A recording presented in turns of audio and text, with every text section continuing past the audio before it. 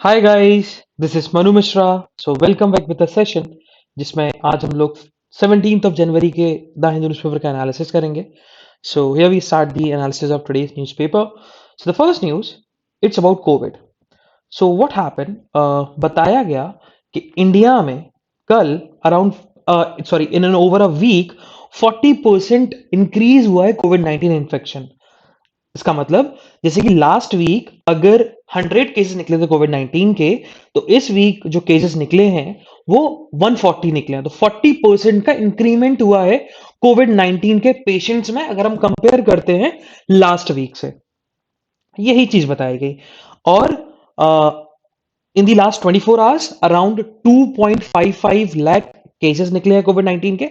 और सबसे ज्यादा केसेस जो रजिस्टर्ड हुए हैं that from the state of Maharashtra and second goes to the Karnataka. Okay. And Sunday, कल 16th ऑफ जनवरी, एक साल पहले अगर हम जाएं 16 जनवरी 2021 को, इसी दिन से हमारा वैक्सीनेशन प्रोग्राम स्टार्ट हुआ था। तो संडे जो है it marked as a completion of 1 years since India started the vaccination campaign. Okay, यही चीज बताएगी। Towards the second news, it's about the Tamil Nadu. So हुआ क्या, अगर हम बात करें तो सीडीएस जो हमारे थे, फर्स्ट सीडीएस विपिन रावत और उनके साथ साथ 13 अदर्स लोगों की डेथ जो हो गई थी, जिसमें उनकी वाइफ भी इंक्लूड थी, एक ब्रिगेडियर भी थे, उनकी डेथ हो गई थी इन दी चॉपर क्रैश में। हेलीकॉप्टर क्रैश हुआ था उनका। और वो वहां से आ रहे थे, बेसिकली आपका कॉलेज है वेलिंगटन में, कॉलेज है, it's in Kerala, state of Kerala, वहां से वो आ रहे थे या वहां वो जा रहे थे और वो क्रैश कर गया।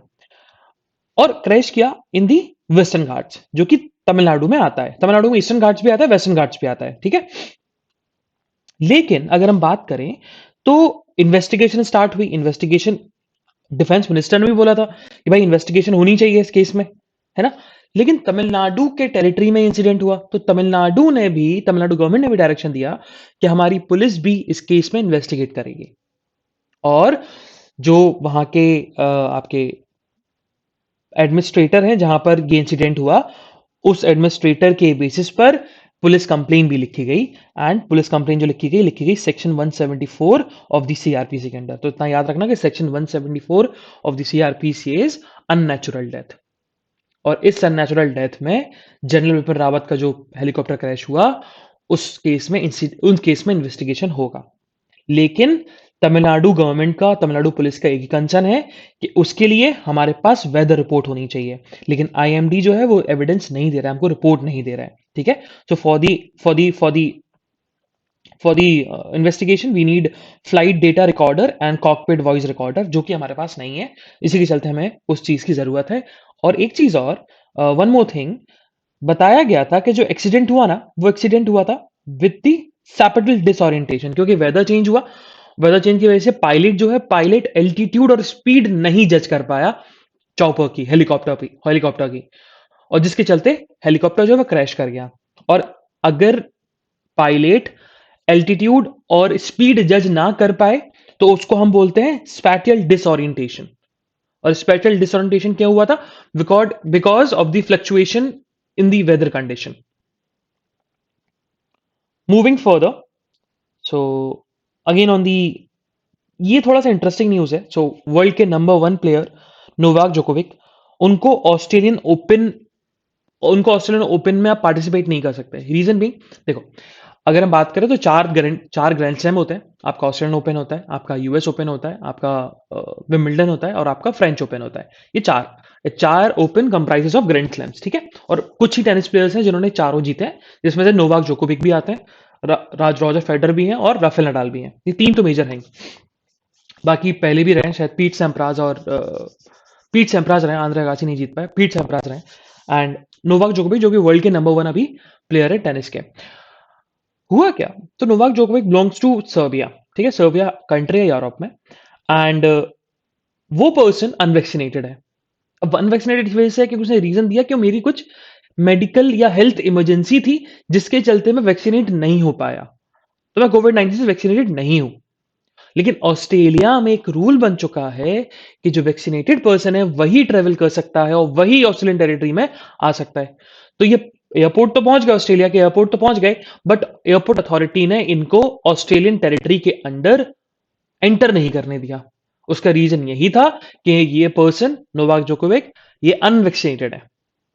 इन्होंने फिर रीजन भी बताया, इन्होंने रीजन दिया, डॉक्यूमेंट्स भी दिए कि भैया मेरे पास डॉक्यूमेंट्स है, ये प्रूव करता है कि मैं अनवैक्सीनेटेड फेस हूं, क्योंकि मेरी कुछ हेल्थ इमरजेंसी थी, मेरी कुछ मेरी जरूरतें थी, इस वजह से मैं नहीं कर पाया, है ना, मेडिकल एग्जामिशन था from the vaccination.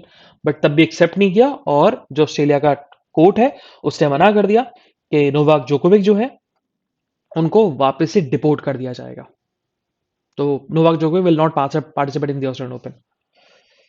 Moving further, तो हमें सिटी की न्यूज नहीं पढ़नी है, तो हम लोग सिटी की न्यूज को स्किप करेंगे। So move to the state page. So Karnataka state के मिनिस्टर हैं IT and BT and skill development minister C N Ashwath Narayan. उन्होंने बताया कि अगर हम बात करें कर्नाटका की, तो कर्नाटका ने for the physical year of 2021-2022 lead किया है एफडीआई में, फॉरेन डायरेक्ट इन्वेस्टमेंट में। अच्छा, ये बहुत बड़ा कंफ्यूजन होता है कि फॉरेन डायरेक्ट इन्वेस्टमेंट है क्या, है ना, है तो ये इकोनॉमिक टर्म, ठीक है, इकोनॉमिक्स का टर्म होता है एफडीआई, फॉरेन डायरेक्ट इन्वेस्टमेंट, और एक और होता है एफआईआई, अगर आप लोगों ने सुना होगा तो, एफआईआई। सो एफआईआई का मतलब होता है फॉरेन इंस्टीट्यूशनल इन्वेस्टर। अब इनमें डिफरेंस क्या है, ठीक है, ये हो गया एफएफआई मतलब फॉरेन इंस्टीट्यूशनल इन्वेस्टर, एक होता है एफडीआई। देखो, एफडीआई का मतलब कि अगर आप किसी और कंट्री के होकर इंडिया में इन्वेस्ट कर रहे हो, मतलब non Indian investing in India, तो दैट इज एफडीआई। लेकिन same goes with the FFI, मतलब वो भी फॉरेन इंस्टीट्यूशन है, वो भी इंडिया में इन्वेस्ट कर रहा है। लेकिन डिफरेंस क्या है? डिफरेंस अगर देखो, सबसे बड़ा बेसिक डिफरेंस जो होता है ना, कि एफडीआई जो है ना वो लॉन्ग टर्म के लिए होता है, और एफआईआई होता है ना वो शॉर्ट टर्म के लिए होता है। मतलब एफआईआई में हो सकता है कि फॉरेनर प्रॉफिट गेन करने के बाद पैसा निकाल ले, बट एफडीआई में ऐसा नहीं होता। जैसे कि एप्पल ने, मान के चलो एप्पल कंपनी आईफोन बनाती है, एप्पल ने अपना मैन्युफैक्चरिंग हब इंडिया में खोला, तो वो क्या होगा? फॉरेन डायरेक्ट इन्वेस्टमेंट, वो एफडीआई कहलाएगा। ठीक है। अगर माइक्रोसॉफ्ट ने अपना यहां पर ऑफिस खोला, गूगल ने यहां पर ऑफिस खोला, तो क्या होगा? एफडीआई होगा।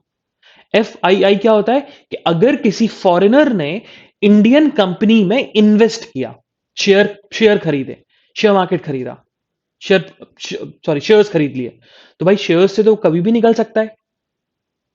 सो दैट इज एफआईआई। तो एक बेसिक डिफरेंस होता है, वैसे तो देखा जाए तो परसेंटेज भी होता है, परसेंटेज में मत जाओ, but the basic difference is कि FDI is for the long term, कि फॉरेनर ने लॉन्ग टर्म के लिए इंडिया में इन्वेस्ट किया है, और एफआईआई में के अंडर हो सकता है कि उसने लॉन्ग टर्म के लिए इन्वेस्ट किया हो, बट वो शॉर्ट टर्म में भी पैसा निकाल सकता है। ठीक है। अब मैन्युफैक्चरिंग हब खोला किसी ने, तो मैन्युफैक्चरिंग हब ऐसा तो नहीं है एक साल रेगुलेट करेगा और बंद कर देगा, खुला रहेगा वो तो जब तक कुछ प्रॉब्लम ना आ जाए या सेल ही बंद हो जाए वहां पर। सो दैट इज एफडीआई, है ना। तो वही बताया गया कि for the financial year of, ये फिजिकल ईयर ऑफ 2021-2022, कर्नाटका ने इंडिया में लीड किया है एफडीआई में, और 50% से ज्यादा एफडीआई जो आया है इंडिया में वो कर्नाटका स्टेट में आया है। मतलब अगर 100 रुपीज आए हैं एफडीआई के थ्रू इंडिया में, तो 50 रुपीज से भी ज्यादा जो एफडीआई है वो कर्नाटका स्टेट में हुआ है। ठीक है। अब वो बहुत सारे सेक्टर्स में हुआ है। अब सेक्टर्स की हम बात करें तो बेसिकली आपका एग्रोटेक, फिनटेक, आपका defence, aerospace, health care, biotechnology, nano technology, इन सब में हुआ। और बताया गया कि इंडिया में टोटल स्टार्टअप जो है 57,000 स्टार्टअप है, उन स्टार्टअप में से 13,000 स्टार्टअप जो है वो कर्नाटका स्टेट में है। अब उसका रीजन ये है क्योंकि बैंगलोर है, तो बैंगलोर से स्टार्टअप कैपिटल हमेशा हर कोई जानता है। जब भी कोई स्टार्टअप होता है तो बैंगलोर बैंगलोर बैंगलोर की बातें करते हैं। वो बात ये भी है कि बैंगलोर में हम बात करें तो बैंगलोर में बहुत स्टार्टअप स्टैब्लिश हो गए, तो जिसके चलते वो स्टार्टअप स्टार्टअप कैपिटल बन गई। स्टार्टअप कहीं भी बन सकता है, मुंबई में भी स्टार्टअप हो सकता है, स्टार्ट हो सकता है। लेकिन जैसे फ्लिपकार्ट हुआ, तो फ्लिपकार्ट सबसे बड़ा स्टार्टअप था इंडिया में अभी तक का, तो इसी के चलते तो फ्लिपकार्ट कहां स्टैब्लिश हुआ? बैंगलोर में। और मेजर मेजर जो आईटी कंपनीज है ना वो बैंगलोर में है। तो इसी के चलते देखा जाए तो स्टार्टअप कैपिटल बोलने लगे, और स्टार्टअप्स वहीं ज्यादा होते हैं। मूविंग फर्दर, हाँ, एक चीज़ और वही मिनिस्टर ने बोली है कि हम लोगों को अभी लीड करना है एजुकेशन में, डिजिटल एजुकेशन में, जिसके चलते हम लोग गवर्नमेंट ने जो नेशनल एजुकेशन पॉलिसी लेकर आए हैं, उसको अगर हम सही तरीके से इम्प्लीमेंट करेंगे कर्नाटका स्टेट के अंदर, तो हम लोग डिजिटल एजुकेशन और स्किल डेवलपमेंट को भी इफेक्टिवली फुलफिल कर लेंगे, अचीव कर लेंगे। Moving further on the editorial page, तो आज हम एडिटोरियल की बात करें तो आज हमारे 3 एडिटोरियल इंपॉर्टेंट है and all 3 editorials are important. The first one it's about the storm warning of mega city collapse. इसको ध्यान से सुनना, लैंग्वेज डिफिकल्ट है, समझ में थोड़ी दिक्कत आएगी बट समझेंगे इसको आराम से। Second one it's about the India और श्रीलंका के रिलेशंस के बारे में। इंडिया ने अभी फाइनेंशियल एड जो जीती $900 मिलियन की, हमने पढ़ा था ऑन फ्राइडे, उससे रिलेटेड है। एंड द थर्ड वन, और बहुत ही इंटरेस्टिंग और लगेगा थोड़ा डिफिकल्ट बट है बहुत easy, it's about the taxing crypto currency transaction, इससे रिलेटेड है। चलो, तो first will discuss the this one, storms warning of a mega city collapse. देखो है क्या ये, यहां पर ऑथर ने जो स्पेसिफिकली एडिटोरियल लिखा है ना, वो एडिटोरियल लिखा है आपके चेन्नई के वेदर कंडीशन से रिलेटेड, चेन्नई के अर्बनाइजेशन से रिलेटेड, चेन्नई में सस्टेनेबिलिटी डेवलपमेंट से रिलेटेड, उससे रिलेटेड एडिटोरियल लिखा है। बट ये चीज हर जगह एप्लीकेबल हो सकती है ना, तो उसी कॉन्टेक्स्ट में अपन को समझना है। देखो यहां पर ऑथर ने सबसे पहले बताया कि अगर हम बात करें तो ऑन 30 दिसंबर 2021 में इन the city of Chennai unwanted बारिश हुई because of the north east monsoon, है ना, नॉर्थ ईस्ट मानसून के चलते। और पूरा जो आपका वेदर इवेंट्स है पूरे तरीके से, एक तरीके से अर्बन जो है, अर्बन अर्बन सिटीज कोलैप्स हो गई और हमें पास्ट का याद दिला दिया, हमें 2015 की याद दिलाई, क्योंकि 2015 में भी ऐसे ही फ्लड आया था because of the monsoon in the city of Chennai, जिसके चलते बहुत सारा जो अर्बन डेवलपमेंट है वो उसकी प्रायोरिटी वो जो हो गई थी वो शिफ्ट हो गई थी, बहुत शिफ्ट हो गई थी, है ना। तो यही चीज बताएगा। और ऑथर ने ये भी बताया कि देखो सेम चीज हुई थी 2005 में in the city of Mumbai because of the flood, urbanization, और जो वहाँ के लोग होते हैं परेशान होते हैं, बहुत ज़्यादा इंफ्रास्ट्रक्चर, बेसिकली इंफ्रास्ट्रक्चर जो होता है वो इंफ्रास्ट्रक्चर लॉस होता है, बहुत ज़्यादा कैपिटल लॉस होता है, बहुत ज़्यादा बिजनेस लॉस होता है, बहुत ज़्यादा लोगों की जॉब लॉस हो जाती है, लोगों की डेथ्स हो जाती हैं, तो because of this unwanted rain in the monsoon season. और चेन्नई में 2015 में हुआ था, 2021 में हुआ, ये चीज बताएगा। देन फिर आगे ऑथर ने बताया कि अगर हम बात करें तो ऐसा नहीं है गवर्नमेंट ने कुछ किया नहीं, गवर्नमेंट ने पॉलिसीज बनाई, लेकिन वो पॉलिसीज अभी तक पेपर में ही है, और काम अगर हुआ है तो पेपर में ही काम हुआ है। अगर हम जाके देखेंगे तो वहां कोई काम नहीं हुआ, इन रियलिटी कोई काम नहीं हुआ, ग्राउंड लेवल पे कोई काम नहीं हुआ सिटी को इस चीज से निकालने के लिए, ठीक है। तो जिससे एक हमारा क्वेश्चन रेज होता है, जो चेन्नई में जो इंसिडेंट हुआ, चेन्नई में 2015 में जो इंसिडेंट हुआ because of the north east monsoon, unwanted rain के चलते, एक क्वेश्चन रेज होता है, and the question is, would urban development be more sustainable and equitable if the guiding principal is climate change. अगर हम क्लाइमेट चेंज के principal को मद्देनजर रखते हुए, क्या हमारा अर्बन डेवलपमेंट सस्टेनेबल और इक्विटेबल होता है, हो सकता है, ये क्वेश्चन पूछा गया, ठीक है। और इस चीज को ऑथर ने बताया कि इस चीज को लोग ना बहुत बहुत उसमें ले जाते हैं, मतलब एक एक डिफरेंट कॉन्टेक्स्ट में ले जाते हैं कि भैया कि सोलर पावर लगना चाहिए, आपका ग्रीन रूफ होनी चाहिए, इलेक्ट्रिक व्हीकल्स होनी चाहिए। तो दिस इज वेलकम स्टेप, ये सबसे अच्छा स्टेप है, ये बढ़िया है, मतलब ऐसा नहीं है कि ये चीज गलत है, बट हमें और चीजों पे भी फोकस करना पड़ेगा। जैसे अर्बनाइजेशन बहुत ज्यादा रैपिड तरीके से इंक्रीज हो रही है, और उनका जो ऑथर का मेन फोकस है ना, वो अर्बनाइजेशन पर ही है, कि अर्बन सिटीज एक्सपेंड होती जा रही हैं, जिसके चलते जो आउटस्कर्ट्स में फ्लड प्लेन्स होते हैं, रिवर्स होती हैं, मैनग्रोव फॉरेस्ट होते हैं, मार्शेस होती हैं, गार्डन्स होते हैं, वो सारे के सारे डिप्राइव्ड हो रहे हैं। रिवर्स हैं वो सारे के सारे, रिवर्स को आप उनका रूट चेंज कर दे रहे हैं। तो जो जो जो जो नेचुरल सोर्सेज हैं वाटर के, जो नेचुरल सोर्सेज हैं वाटर को, वाटर को बेसिकली ग्राउंड वाटर तक ले जाने के लिए, ग्राउंड तक ले जाने के लिए, ग्राउंड वाटर में कन्वर्ट करने के लिए, वो सारी सारी चीजें तो हम डिप्लीट करते जा रहे हैं बिकॉज ऑफ दिस। तो हमें उस पर फोकस करना चाहिए, ठीक है। अब आगे ऑथर ने बताया, देखो नीति आयोग ने एक रिपोर्ट पब्लिश करी थी, the name of the report is reform in urban planning capacity in India. NITI Aayog ने पब्लिश करी थी। और उसमें ये बताया गया था कि हमें सिटीज को कैसे चेंज करना है और हेल्दी सिटीज में कन्वर्ट करना है बिकॉज ऑफ द कोविड-19। लेकिन ऑथर ने ये बोला कि नीति आयोग को खुद सोचना चाहिए कि देखो कोविड-19 परमानेंट तो है नहीं, but climate change can be a permanent, और वो ज्यादा इंपैक्ट डालेगा इवन कोविड-19 से। तो हमें ज्यादा फोकस, देखो कोविड-19 हेल्थ सिटीज पे फोकस करना है, अच्छी बात है, और नीति आयोग ने इस पे स्टेप भी लिया, उसने रिपोर्ट भी पब्लिश करी। बट नीति आयोग को इस चीज पे भी काम करना चाहिए था कि क्लाइमेट चेंज के प्रिंसिपल को फॉलो करते हुए हम लोग सिटी को कैसे डेवलप करें। और उन्होंने खुद बताया कि जब कोविड-19 के आने से सिटीज पे कितना इंपैक्ट हुआ, तो जस्ट जस्ट इमेजिन कि क्लाइमेट चेंज की वजह से जो कि परमानेंट है, सिटीज पे क्या इंपैक्ट आएगा, अर्बन सिटीज पे क्या इंपैक्ट आएगा, ये चीज बताएगा। देन फिर आगे ऑथर ने यही बताया कि यहां पर देखा जाए तो गवर्नमेंट ने काम किया। गवर्नमेंट ने यहाँ पर बेसिकली बोला गया था कि हम लोग एक प्रॉपर बॉडी बनाएंगे, उस बॉडी का काम यही होगा कि प्लानिंग करना, पॉलिसी फ्रेम करना, उन पॉलिसी को कैसे इंप्लीमेंट किया जाए। लेकिन उस चीज में लोकल गवर्नमेंट एब्सेंट था, और सबसे बड़ा जो रोल होना चाहिए डेमोक्रेटिकली इलेक्टेड गवर्नमेंट में, वो लोकल गवर्नमेंट का होना चाहिए। लेकिन लोकल गवर्नमेंट मतलब कम्युनिटी गवर्नमेंट, म्युनिसिपल कॉर्पोरेशन, वो सारी चीज एब्सेंट थी। और देखा जाए तो ये प्रॉब्लम जो है ना, सिटीज के किस एरिया में क्या प्रॉब्लम है, वो लोकल गवर्नमेंट को पता होती है, वो लोअर लेवल गवर्नमेंट को पता होती है, या जिसको हम बोल सकते हैं थर्ड टीयर लेवल गवर्नमेंट को पता हो सकते हैं, पंचायत म्युनिसिपैलिटीज उनको पता होती हैं। लेकिन हमने उनको इंक्लूड किया ही नहीं, और जिनको सही में ग्राउंड लेवल की प्रॉब्लम्स पता है, हमें उनको इंक्लूड करना चाहिए था।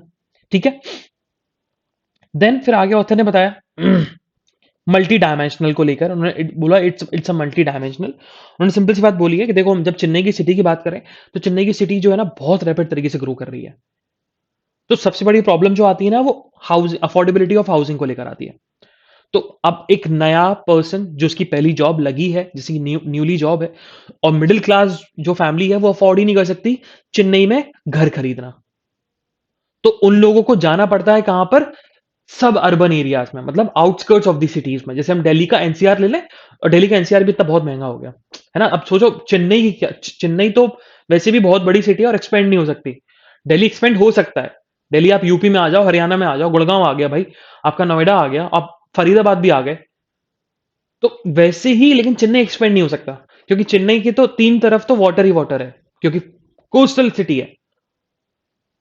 तो चेन्नई के जो और अदर डायरेक्शंस बचे, उधर आप एक्सपेंड करते जाते हो, और वो चेन्नई की सिटी नहीं बचती, वो चेन्नई का आउटस्कर्ट हो गया। और चेन्नई के आउटस्कर्ट्स में क्या होता है, लोग इंफ्रास्ट्रक्चर बिल्डअप करते हैं। तो आप इंफ्रास्ट्रक्चर को बिल्डअप करो, कोई प्रॉब्लम नहीं है, लेकिन अगर हम क्लाइमेट चेंज को सेंट्रल रोल लेके चलें, तो और फिर हम लोग हाउसिंग बनाए, तो बहुत अच्छी चीजें होंगी। और अगर एक टेक्नोलॉजी है, एक बेसिकली एक डिजाइन इंफ्रास्ट्रक्चर क्रिएशन है, डिजाइन है, बायोफ्लिक डिजाइन और ग्रीन मटेरियल यूज करें हम इंफ्रास्ट्रक्चर में, तो भाई कार्बन एमिशन भी कम होगा। इंफ्रास्ट्रक्चर बनाओ, कोई मना नहीं कर रहा, लेकिन अगर हम लोग बायोफ्लिक डिजाइन और ग्रीन मटेरियल यूज करें इंफ्रास्ट्रक्चर में, तो कार्बन एमिशन की जो जो ग्रोथ है वो डिक्रीज हो जाएगी। ठीक है। फिर आगे ऑथर ने बताया कि देखो, सब अर्ब्स में क्या होता है, सब अर्ब्स में लोग इंफ्रास्ट्रक्चर डेवलपमेंट करते हैं, जिसके चलते, और सब अर्ब्स में ही वेटलैंड्स होती हैं, सब अर्ब्स में ही रिवर बैंक्स होते हैं, आप उनको डिप्लीट करते चले जाते हो। ये मेजर प्रॉब्लम बताई। फिर उसके बाद बताया कि फ्लड अगर आया, तो फ्लड के चलते सबसे बड़ा जो फ्लड का जो देखा जाए, तो फ्लड जो आती है, वो सिटीज में तो इंपैक्ट डाल ही डालती है, लेकिन सब अर्बन एरियाज में जो हाउस हैं, हाउस बायर्स है, हाउस ओनर्स है, उन पे भी इंपैक्ट डालता है, बहुत बड़ा इंपैक्ट डालता है। तो देखा जाए तो इंक्रोचमेंट ही सबसे बड़ा मेन रीजन है, ऑथर का ये कहना है। अब इंक्रोचमेंट क्यों है, क्योंकि मेजॉरिटी ऑफ दी जो लोग हैं वो अफोर्ड ही नहीं कर पाते हाउसिंग, तो उनको गवर्नमेंट प्रॉपर्टी पे इंक्रोच करना पड़ता है, पब्लिक प्रॉपर्टी पे इंक्रोच करना पड़ता है रहने के लिए। और जो लोग इंक्रोचमेंट नहीं कर पाते, वो लोग सब अर्बन एरियाज में रहते हैं। तो ये चीज बताई गई। देन फिर आगे ऑथर ने यही बताया कि देखा जाए तो टॉप लेवल डिपार्टमेंट है फॉर क्लाइमेट चेंज, उसको यूनिफाई कर देना चाहिए, बहुत सारे डिपार्टमेंट्स को एक ही अम्ब्रेला के अंदर सारे डिपार्टमेंट्स आ जाने चाहिए। जैसे कि हाउसिंग एंड अर्बन डेवलपमेंट हो गया, ट्रांसपोर्ट हो गया, वाटर सप्लाई हो गया, एनर्जी हो गया, लैंड यूज हो गया, पब्लिक वर्क हो गया, इरिगेशन टू वर्क हो गया, इन सबको एक ही अम्ब्रेला के अंदर आना चाहिए। और umbrella under the department of climate change, ये चीज बताएगी। ओके। फिर आगे ऑथर ने यही बोला कि देखो हम लोग हाँ फोकस करते हैं चेन्नई में, चेन्नई के फ्लड पे, लेकिन हम लोग फोकस नहीं करते कि भाई चेन्नई के आउटस्कर्ट्स में भी फ्लड आई, हम लोग उस पर फोकस नहीं करते। हम लोग बस ये देखते हैं भाई चेन्नई में फ्लड आ गई, चेन्नई के मेन सेंटर में फ्लड आ गई, बट आउटस्कर्ट्स में भी तो फ्लड आई है, उसमें हम लोग फोकस नहीं करते, उसमें लोगों का अटेंशन नहीं जाता, और सबसे ज्यादा इंपैक्ट वहीं पड़ता है, वहां के नेचुरल रिसोर्सेज में पड़ता है। फिर आगे ऑथर ने बताया, उन्होंने फिर यहाँ पर रीजन दिया है कि अफोर्ड क्यों नहीं कर पाते, तो अफोर्ड इस वजह से नहीं कर पाते क्योंकि बहुत महंगा हो गया, और ऑथर ने खुद बोला है कि सब अर्बन एरियाज में जो हाउसिंग बन रही है उसकी इतनी औकात है ही नहीं, मतलब उसके इतने रेट्स है ही नहीं, मार्केट रेट्स है ही नहीं उसके इतने, बट डिमांड ज्यादा है तो उनके प्राइसेस बढ़ रहे हैं। इवन चेन्नई की म्युनिसिपल कॉर्पोरेशन भी अगर परमिशन देती है ना, तो भी वो वाइबल नहीं होता वहां रहना, क्योंकि वहां पर वाटर फैसिलिटीज नहीं है, वहां पर इलेक्ट्रिसिटी फैसिलिटीज नहीं है, लेकिन लोगों की मजबूरी है, रहना पड़ता है ना, ये चीज बताया गया।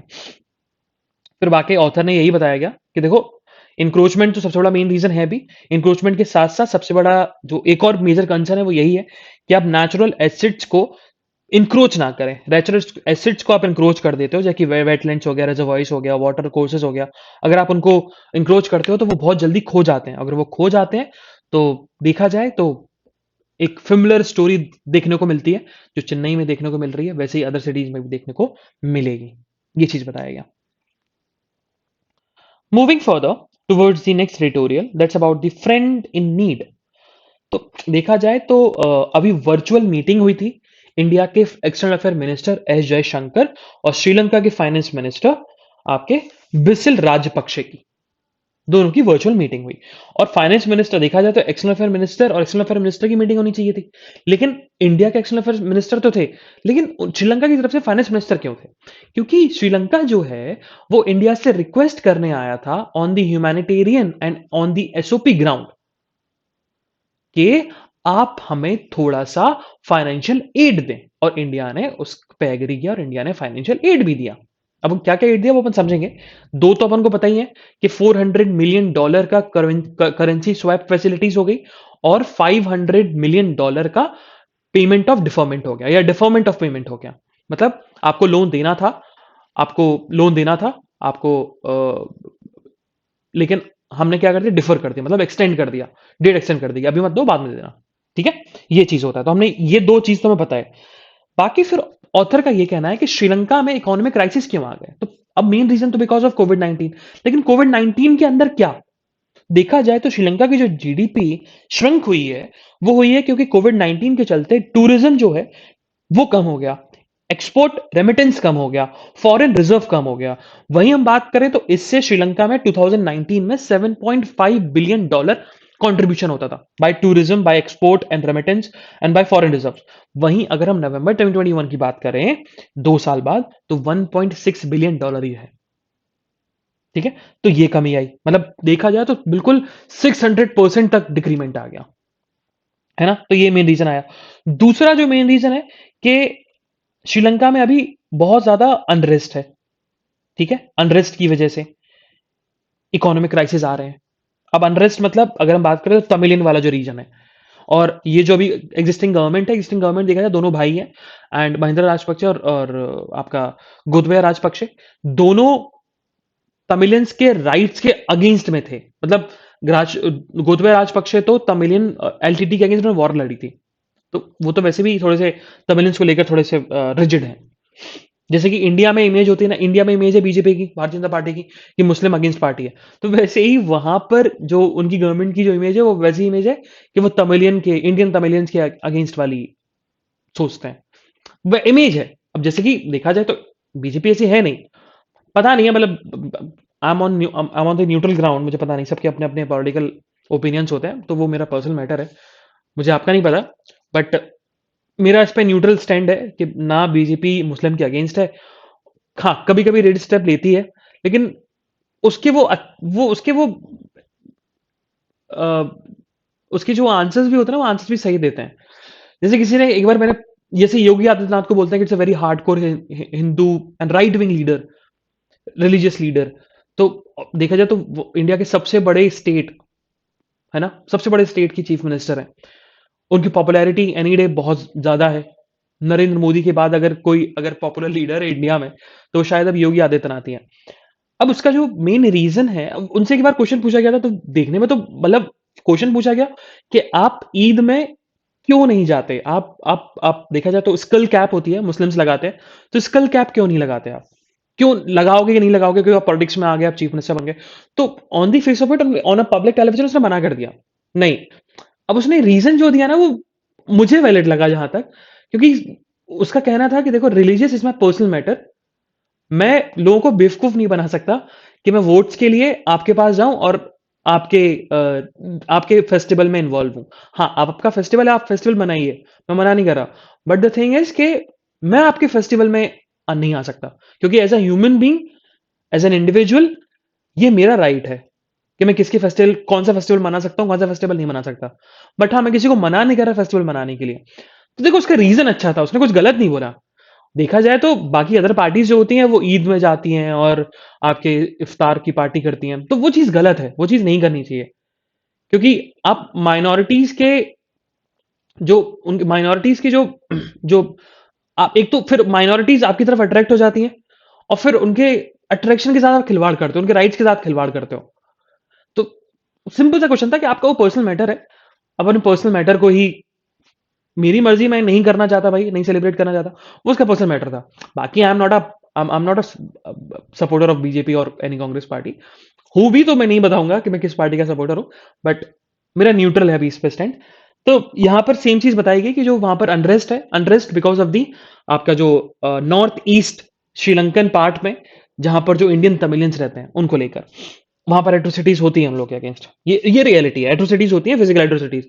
मतलब इंडिया में मुस्लिम से अगेंस्ट एट्रोसिटीज नहीं होती, होती हैं, ऐसा नहीं है केसेस नहीं निकलते, केसेस होते हैं, बहुत होते हैं। अब वो इशू इसी वजह से बन जाता है, उसका मेन रीजन यही है क्योंकि माइनॉरिटीज में, अब लोग दिल्ली को रेप सिटी बोलते हैं। अब इसी वजह से बोलते हैं कि दिल्ली लाइमलाइट में रहता है। देखा जाए तो इंडिया में बहुत सारी सिटीज ऐसी होंगी, बहुत सारे ऐसे रूरल्स एरियाज होंगे जहां पर दिल्ली से ज्यादा रेप्स होते होंगे, लेकिन वो लाइमलाइट में नहीं आ पाते। तो सेम गोज, मतलब हिंदूज के अगेंस्ट एट्रोसिटीज होती हैं, लेकिन एक एंगल दे दिया जाता है कि भाई वो मुस्लिम था। लेकिन अगर किसी हिंदू का हो जाए तो एक पर्सन था, उसमें देखो गलत कुछ नहीं है, ये चीज नहीं है, ये चीज गलत है, बिल्कुल गलत नहीं है।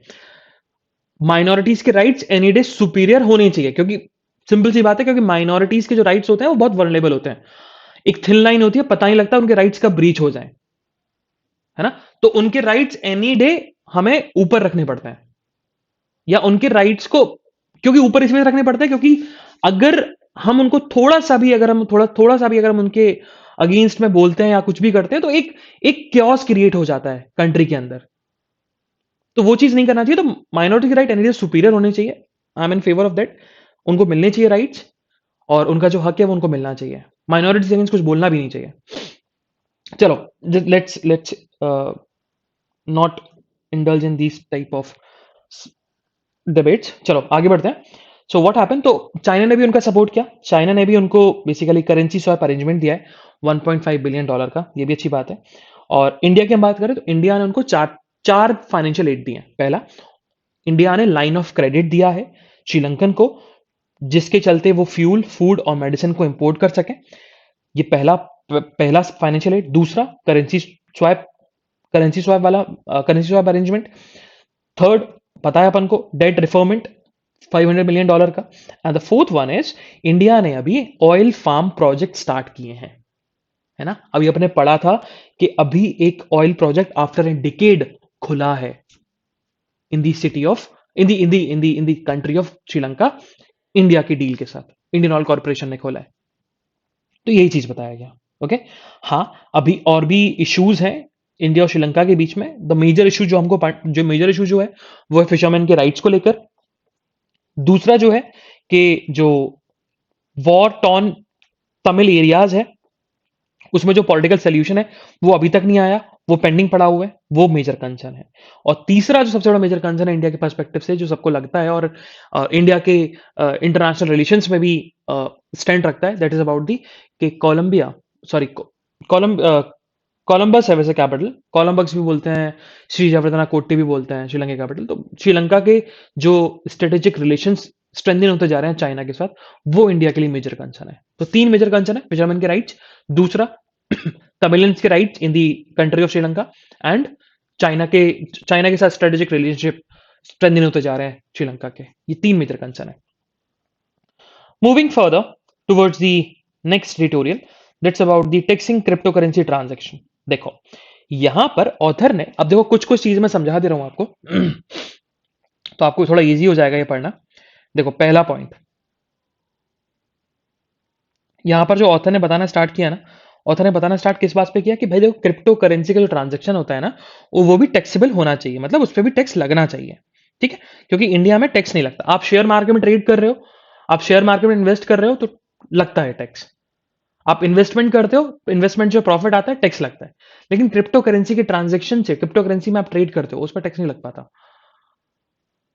अब ऑथर का यही कहना है कि क्रिप्टो करेंसी में लोग इन्वेस्ट करते हैं, अराउंड $10 मिलियन इन्वेस्ट हो चुका है इंडिया में अकेला, और 10 करोड़ से ज्यादा इंडियंस ने इन्वेस्ट किया है क्रिप्टो करेंसी में। तो बहुत बड़ा मार्केट है। इंडियन गवर्नमेंट को बहुत प्रॉफिट होगा अगर टैक्सेबल टैक्सेबल कर देगी। देखो प्रॉफिट तो हो रहा है एनी डे क्रिप्टो करेंसी से, तो टैक्सेबल तो होना चाहिए, आप गेन कर रहे हो, तो जिसके चलते टैक्सेबल होना चाहिए। ये बिल्कुल सही है।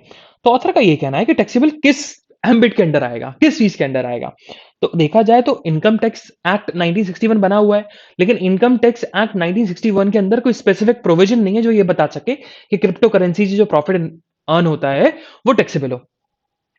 तो जिसके चलते ऑथर ने कुछ चीजें बताई। ऑथर ने बोला आप ऐसा करो, कैपिटल एसेट टैक्स लगा दो। अब कैपिटल एसेट टैक्स क्या होता है, सॉरी कैपिटल गेन टैक्स क्या होता है। देखो कैपिटल गेन टैक्स का मतलब है आपने कोई प्रॉपर्टी खरीदी है ना, अब वो प्रॉपर्टी को आपने बेचा, आपने वो प्रॉपर्टी 10 लाख रुपए खरीदी, आपने वो प्रॉपर्टी बेची कितने पे, 12 लाख रुपए पे। तो क्या टैक्स लगेगा, 2 लाख रुपए का प्रॉफिट हुआ, तो 2 लाख पे जो टैक्स लगेगा that will known as capital asset tax.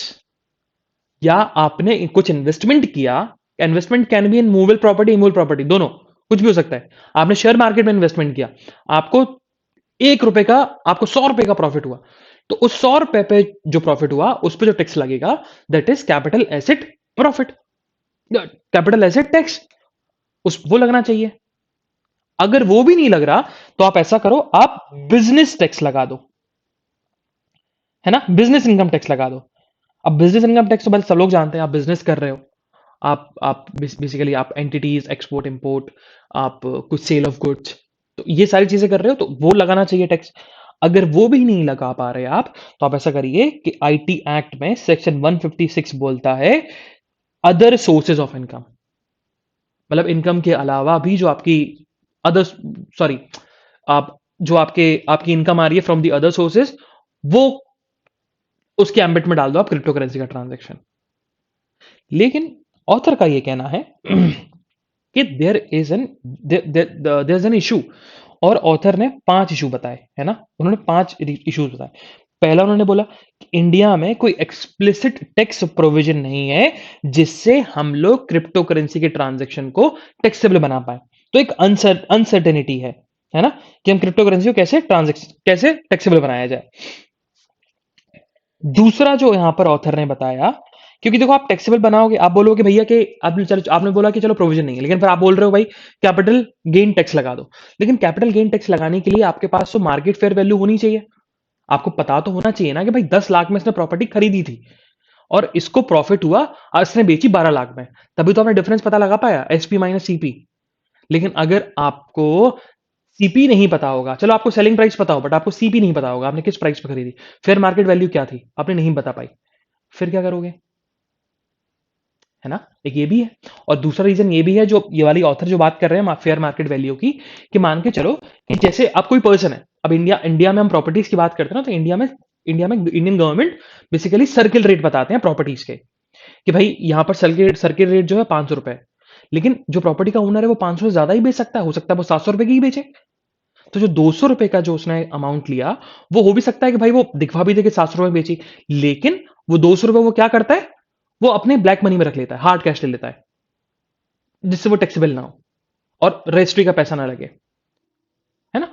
तो देखा जाए तो देखा जाए तो लेकिन आपके पास फेयर मार्केट वैल्यू तो है ना। आप 500 रुपए पे तो टैक्स लोगे ना, गवर्नमेंट 500 रुपए टैक्स हो जाएगा। अब 200 रुपए जो दिए वो चलो ब्लैक मनी में चला गया, लेकिन आपके पास एक फेयर मार्केट वैल्यू तो है। लेकिन पर्सन क्रिप्टो करेंसी कितने में बेच रहा है, उसकी आप फेयर मार्केट वैल्यू कैसे पता लगाओगे उसके ट्रांजेक्शन की? आप अगर उस डे का देखोगे तो क्रिप्टो करेंसी तो बहुत डायनेमिक है, फ्लक्चुएट होता रहता है, कभी गिर जाए कभी बढ़ जाए, फिर क्या करोगे आप स्पेसिफिकली कोई मार्केट वैल्यू डिसाइड नहीं कर सकते ना। तो ये बहुत बड़ा मेजर कंसर्न है। दूसरा यहां पर जो ऑथर ने बताया, वो बताया कि देखा जाए तो क्रिप्टो करेंसी का जो ट्रेड होता है वो कोई विद इन इंडिया तो नहीं होता, वो आउटसाइड इंडिया भी होता है, पूरे वर्ल्ड में ट्रांजेक्शन होता है। तो उसका जुरिडिक्शन पता करना भी बहुत बड़ा मुश्किल काम है। अगर किसी ने आउट ऑफ इंडिया ट्रेड किया तो हो सकता है कि भाई यूएस बोले कि भाई ये तो हमारा जुरिडिक्शन, हम टैक्स लगाएंगे, तो डबल टैक्सेशन लग जाएगा। तो सबसे बड़ी प्रॉब्लम ये है। दूसरा, तीसरा उन्होंने बताया कि क्रिप्टो करेंसी के जो ट्रांजेक्शन होते हैं ना वो एनोनिमस होते हैं, कोडिंग दी जाती है अल्फाबेटिकली, है ना। ब्लॉकचेन टेक्नोलॉजी पलता है तो पता नहीं लगता वो किसका क्रिप्टो करेंसी है। तो आप कैसे पता करोगे कि किसने बेचा, किसने ट्रांजेक्शन किया क्रिप्टो करेंसी का? Third major problem. Fourth major problem है कि थर्ड पार्टी को इंफॉर्मेशन ही नहीं होती। मैंने अपना मैंने अपना मैंने अपना क्रिप्टो करेंसी किसी एक दूसरे पर्सन को भेज दिया, उसको भी नहीं पता मैंने किससे खरीदा, मुझे भी नहीं पता मैंने किसको बेचा, है ना। और ना ही उस ऐप को पता होगा जिस ऐप से मैंने ये ट्रेड किया। तो थर्ड पार्टी को इंफॉर्मेशन है ही नहीं कि मनु ने बेच दिया। हाँ, जब हम शेयर मार्केट की बात करते हैं तो शेयर मार्केट में आपने आपने जैसे मान के जो रिलायंस का शेयर लिया, है ना, रिलायंस का शेयर लिया और आपने रिलायंस का शेयर बेच दिया। तो कोई मान के चलते हैं, कोई बेसिकली कोई कंपनी है, जैसे कि जो जैसे जीरोधा हुई, ग्रो ऐप हुई, आपका एंजल ब्रोकिंग हुई, तो इनमें आप ट्रेड करते हो। तो एंजल ब्रोकिंग क्या है, एंजल एंजल वन क्या है, आपका जीरोधा क्या है, थर्ड पार्टी है। उस थर्ड पार्टी को पता है कि मनु ने ट्रांजेक्शन किया, तो वो चीज टैक्सेबल हो जाती है, थर्ड पार्टी को पता है। लेकिन बिटकॉइन में थर्ड पार्टी को इन्फॉर्मेशन ही नहीं होती कि मनु मिश्रा ने बेचा भी कि नहीं भी बेचा, है ना। ये प्रॉब्लम है, थर्ड पार्टी को पता ही नहीं है, जिससे टैक्स एवेशन हो सकता है। फोर्थ, फिफ्थ जो ऑथर ने बताया वो ये है, it's about the know your customer. कि नो योर कस्टमर के अंदर आप लिंक नहीं करा सकते। आप आप बिटकॉइंस में, आप क्रिप्टो करेंसी में पैसा लगाओ, आपसे कभी नहीं बोलेंगे भाई नो योर कस्टमर से रजिस्टर होना चाहिए। अब आप बल्कि आप डीमेट अकाउंट खोल के देखो, आपका पूरा आधार कार्ड लिया जाएगा, सारी डिटेल्स ली जाएंगी, पैन कार्ड लिया जाएगा, नो योर कस्टमर यही है। लेकिन आप जब बिटकॉइंस में ट्रेड करते हो ऐसी कोई चीज नहीं पूछी जाती आपसे। तो ये 5 मेजर प्रॉब्लम्स ऑथर ने बताई। फिर बाकी ऑथर ने इसके सॉल्यूशंस भी बताए। ऑथर ने यही बोला कि हमें इनकम टैक्स के लॉस को ऐसे बनाने चाहिए जिससे क्रिप्टो करेंसी जो प्रॉफिट अर्न होता है वो टैक्सेबल हो जाए। दूसरा, उन्होंने बोला कि हमें एक अवेयरनेस फैलानी चाहिए टैक्स पेयर्स के दिमाग के अंदर कि ये चीज टैक्सेबल है और आपको टैक्स देना पड़ेगा, अवेयरनेस फैलाना चाहिए। और यहां पर ऑथर ने बताया कि एक प्रैक्टिस स्टार्ट करनी पड़ेगी, जैसे यूएस में ऑलरेडी है, कि आप मैंडेटरी डिस्क्लोज करोगे कि आपने कितना इन्वेस्टमेंट या कितना प्रॉफिट अर्न किया। वैसे ही इंडिया में भी होना चाहिए कि मैंडेटरी डिस्क्लोजर रिक्वायरमेंट होनी चाहिए, हर टैक्स पेयर्स को करनी पड़ेगी उन्हें डिस्क्लोज। ठीक है। एंड जो यहां पर फोर्थ चीज बताया, उन्होंने यही बोला है कि linking the digital profiles of crypto currency holder with the real identities. मतलब आप पता नहीं लगा सकते ना अभी इंडिया में कि किसने किसको बेचा और किसने खरीदा। तो आप ऐसा करो, रियल आइडेंटिटी के साथ आप उसके अकाउंट को मैच कर दो, तो पता लग जाएगा कि मनु मिश्रा ने बिटकॉइन खरीदे, मनु मिश्रा ने बिटकॉइन बेचे।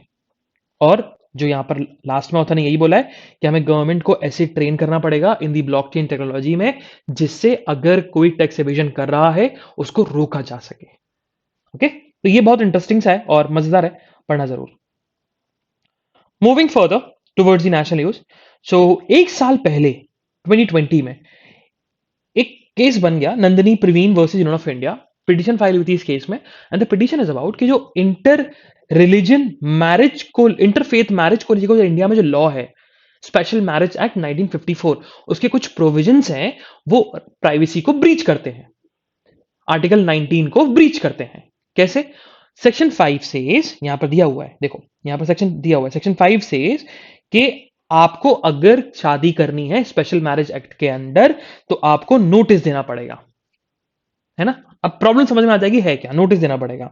सेक्शन 6 से कि भैया, और जो नोटिस है ना, वो नोटिस अफेक्ट्स होगा मैरिज कोर्ट के बाहर, जिस मजिस्ट्रेट को आपने दिया उस मजिस्ट्रेट के ऑफिस के बाहर उसको चिपकाया जाएगा for the period of 30 days। अब प्रॉब्लम क्या है इसमें, प्राइवेसी कैसे ब्रीच हो रही है, क्योंकि आपने उस नोटिस में सारी इंफॉर्मेशन लिखी और 30 days शादी के पहले जो आपने डेट दी है उसके पहले जो नोटिस चिपका रहेगा, आपकी प्राइवेसी ब्रीच हो रही है, आपका नाम, आपकी इंफॉर्मेशन, आपका सब कुछ रिवील हो रहा है। और सेक्शन 7 जो है, सेक्शन 7 कहता है अगर किसी पर्सन ने ऑब्जेक्ट किया with in 30 days of the publication of the notice, तो आपकी मैरिज जो है सोलमनाइज नहीं होगी, आपकी मैरिज नहीं हो सकती पहले जब उसकी ऑब्जेक्शन को जब तक क्लियर नहीं किया जाए। तो अब कोई थर्ड पार्टी कोई भी हो सकता है, अगर कोई थर्ड पार्टी ऑब्जेक्ट कर दे तो फिर आप कैसे शादी कर पाओ, तो आपकी फ्रीडम पे भी आर्टिकल 19 पे भी ब्रीच डाल रहा है। इसी के चलते केस बन रहा है Nandini Praveen versus of India. इस चीज को लेकर सुप्रीम कोर्ट जो है, ओ सेंट्रल गवर्नमेंट, सुप्रीम कोर्ट ने सेंट्रल गवर्नमेंट से रिस्पांस पूछा है, भैया हम वेट कर रहे हैं, आप रिस्पांस तो दो, ये एक्ट जो प्राइवेसी और आपके राइट टू मैरी को ब्रीच करता है। मूविंग फर्दर, सो सुप्रीम कोर्ट अभी वर्डिक्ट नहीं दे रही है, डिले कर रही है हेट स्पीच से रिलेटेड इन दी जो इवेंट हुआ था हरिद्वार में। तो इसी चीज को लेकर जो है बहुत ज्यादा प्रोटेस्ट हो रहा है और यही कहना है लोगों का कि सुप्रीम कोर्ट अगर वर्डिक्ट नहीं देगी, जिससे हेट स्पीच जो है, हेट स्पीच के जो थ्रेट है वो और ज्यादा बढ़ते जाएंगे। लोगों को बिल्कुल कॉन्फिडेंस मिल जाएगा, बूस्टर मिल जाएगा कि हम हेट स्पीच कर सकते हैं, तो लोग करेंगे। मूविंग फर्दर, तो ये पूरा आपका पॉलिटिकल न्यूज से भरा हुआ है, नहीं पढ़ना है, बिल्कुल नहीं पढ़ना है। चलो on the national news, so what happened, कल मोदी जी फिर से आए और मोदी जी ने यही बोला, उन्होंने बेसिकली अपलॉड किया है हेल्थ केयर वर्कर्स को और उन्होंने यही बोला कि वैक्सीनेशन 1 साल कंप्लीट हुआ ना वैक्सीनेशन को, तो यही बोला कि वैक्सीनेशन के आने से हम लोग कोविड-19 को बहुत अच्छी तरीके से लड़े हैं, फाइट किया हमने। मूविंग फर्दर, सो होता क्या है, देखो रिपब्लिक डे की हम बात करें तो रिपब्लिक डे के दिन हर स्टेट के कल्चर को दिखाया जाता है, हर स्टेट हर जगह कल्चर को दिखाया जाता है। लेकिन इस बार रिपब्लिक डे में वेस्ट बंगाल के और जो आप पब्लिक जो बेसिकली आप दिखाते हो, आप शो करते हो वहां के कल्चर को, वहां की आर्ट को, तो उसको बोलते हैं टेबल क्यू, टेबल्यू, ये टेबल्यू बोल दो। तो इस रिपब्लिक डे में वेस्ट बंगाल के टेबल्यू का एक्सक्लूजन हो गया, वेस्ट बंगाल का टेबल्यू इंक्लूड किया ही नहीं गया। इस चीज को लेकर ममता बनर्जी ने लेटर लिखा है टू द प्राइम मिनिस्टर कि भैया ऐसा क्यों कर रहे हो आप। और West Bengal is a rich, West Bengal की जो सॉइल है is rich of art and culture. वहां पर बहुत बड़ी पर्सनालिटीज, ईश्वर चंद्र विद्यासागर, सुभाष चंद्र बोस, रविन्द्रनाथ टैगोर, कितनी कितनी पर्सनालिटीज निकली हैं, कितने कितने आर्टिस्ट निकले हैं, कितने कितने इकोनॉमिस्ट निकले हैं, तब भी आप उनके टेबल क्यू को दिखा नहीं रहे हो, एक्सक्लूड कर रहे हो, तो ये गलत है, गलत तो है। Moving further, so what happen, एक बॉडी है कॉमनवेल्थ वॉर ग्रेव्स कमीशन, जो कि जितने भी वर्ल्ड वॉर टू में इन दी कॉमनवेल्थ नेशन में जो डेथ्स हुई थी सोल्जर्स की, जो ग्रेवयार्ड्स बने हुए हैं उनको मेंटेन करती है, वॉर सेमेनिटरी बोलते हैं, तो उसको उसको मेंटेन करती है ये कमीशन। तो इस कमीशन ने लिस्ट निकाली है 5 साइट्स की, 5 वॉर सेमेंट्री की, जो कि बताता है यूनिकनेस के 5 cities with the unique features, जिसमें कोहिमा में भी जो वॉर सेमेंट्री है उसको भी इंक्लूड किया गया। क्यों, कैसा, क्या यूनिकनेस है, तो ये बताया गया कि कोहिमा में जो है जो वॉर सेमेंट्री है, जो वर्ल्ड वॉर टू में सोल्जर्स मरे थे उनकी डेथ, उनकी सेमेंट्री है, उस सेमेंट्री के साथ साथ वहाँ टेनिस कोर्ट भी है, जिसके चलते वहां पर यूनिक फीचर है, लिख लेना भैया। मूविंग फर्दर, सो चाइना में पहला केस निकला है ओमिक्रॉन वेरिएंट का और एक क्लाउड आ चुका है कि बीजिंग ओलंपिक्स होंगे कि नहीं होंगे, पैरालंपिक्स, क्योंकि पैरालंपिक्स होने वाले हैं अभी बीजिंग में, ठीक है। तो उस चीज को लेकर क्लाउड आ चुका है और सिटी के जियान रीजन में जो रिस्ट्रिक्शंस लगे हुए थे 3 हफ्तों से, वो अब लिफ्ट आउट हो गए। मूविंग फर्दर, सो आज इकोनॉमिक न्यूज नहीं आती because today is Monday. Same goes with sports news, not very important from examination perspective. So this is the analysis of today's newspaper. हम लोग कल फिर मिलेंगे with some exciting news, exciting current affairs. तब तक के लिए bye bye, have fun and enjoy your day. Bye bye, guys.